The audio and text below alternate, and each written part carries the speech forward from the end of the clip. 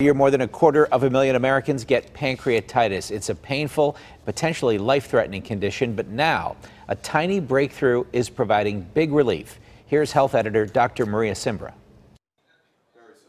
Mike Zock didn't have the typical pain and nausea that can come with problems with the pancreas.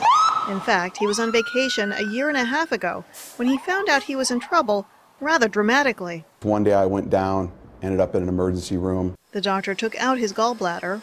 While he was in there, he saw something concerning. You could see my pancreas was highly inflamed.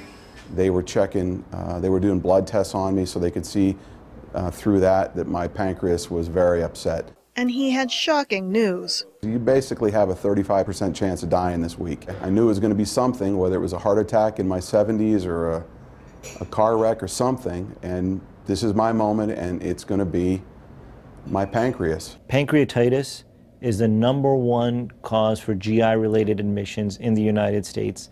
300,000 people admitted to the hospital with pancreatitis annually. The pancreas is a long, flattened gland behind the stomach.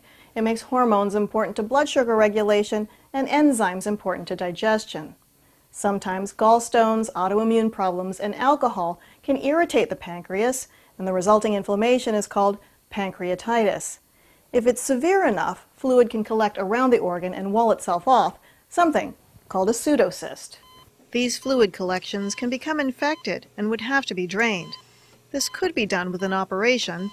Sometimes a channel persists out to the skin with constant drainage. Mike returned to Pittsburgh. His surgeons here recommended something new, a type of surgery with a scope from the inside.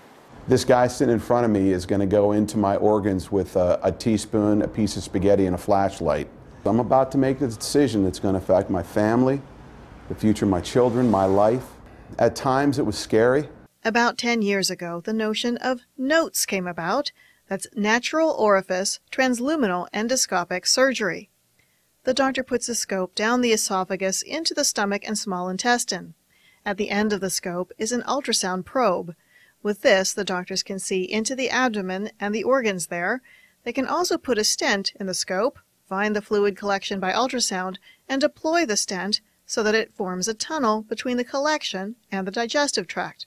We'll see a lot of fluid and necrotic debris come out of these collections. This then goes out as waste. Once the collection has fully cleared, the stent is removed several months later.